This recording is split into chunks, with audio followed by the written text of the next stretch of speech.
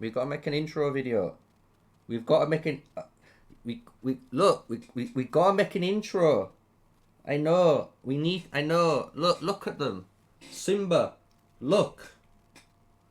We have to make an intro. I know you don't wanna, but they asked for this. I didn't ask for this. They did. I know. I know, boy. I know.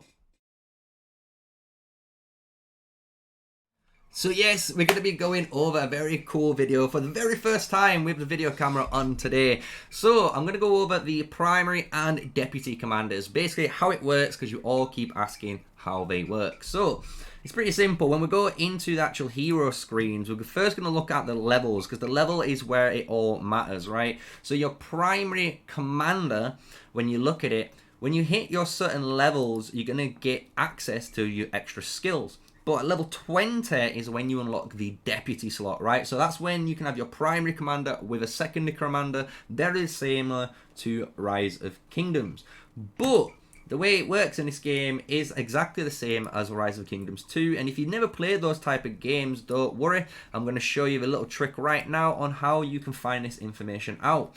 So if you go on the screen like I'm showing right now, and you can click the question mark on the top left, this does give you all the information you guys have been asking in the comments. So when you look at the deputy area here, the deputy slot says you cannot gain any of the talents or the equipped artifact on the deputy will not affect the Legion March. Meaning, when you look at here, your primary commander's skills and talents all contribute to that Legion March, and then the secondary commander of a deputy, only their 4 skills or the awakening skills, if you have it unlocked, will be contributed to that march. Also, when you look to the deputy and the rage requirements of skills, what ends up happening, and we're going to show this on a barb in a moment, when you fire off the primary hero skill, after 1 turn of combat, you will then fire the second skill. And the second skill will be the deputy skill, and it will be automatically fired within that timer. So as long as you've got enough rage generation within your talent build, for example, someone like Nika would then fire off their skill a little bit quicker, and then you would see the deputy, being Garwood in this instance, then firing off his skill.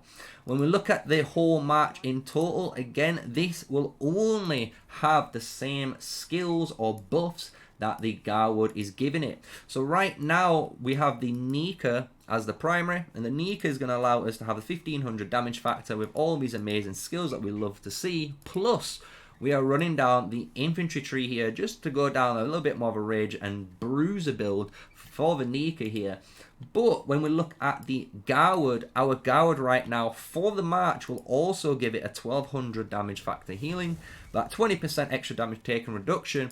Also, we get the extra healing and defense bonus, right? So that's what we all get. This is, again, only for strongholds, and we're not going to be using that in this scenario. But again, if maybe you was using it in the stronghold scenario as a city garrison, you would also gain that buff.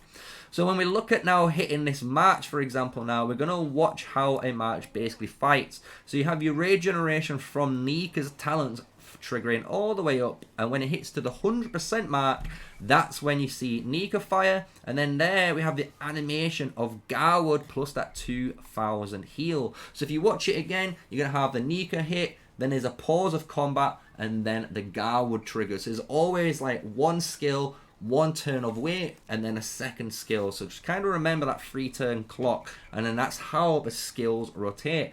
This is kind of important because you can use this as a advanced PvP technique.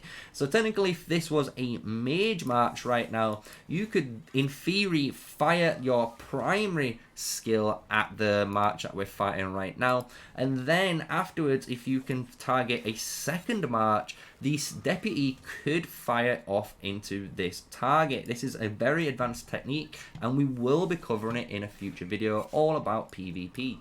So I hope that makes sense to you guys about deputies as well as heroes, because to be fair, this is a really simple mechanic, right? This is one of the basics that you can have in the game. And again, if you want to click on deploy, create your legion, and at the very top you've got the little question mark. That question mark is going to give you everything in here. Again, when you're looking at the XP contributions, they gain the same amount. As I've explained in one of my XP videos, that primary and deputy share it 50-50% as evenly split as possible. So hope that gives you guys the answers you've been looking for. I know it's a nice little short video for today. We've got a load of more content coming up for you guys in the future. But that is me, MrSneakyy. Welcome to the channel if you're new for the very first time here, and thank you again to all you guys that give me, honestly, 2,500 subs was like, I can't even believe it. Like, I thought I was only going to get 1,000, boys. I was thinking I was going to be a 1K under, but we're already pushing past and coming up to 3,000, you know. So thank you for all the support. You guys, without you, I wouldn't be able to do this, honestly. And it's one of the best,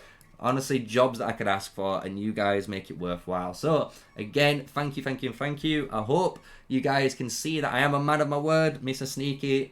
Not no sneaky anymore, but you guys still love the same content, same value for the channel, right? So I hope you've enjoyed the video. Smash like, comment, and subscribe for more Call of Dragons content with me, MrSneakyy, an official Call of Dragons content creator. But until next time, stay safe, stay sneaky, and peace out.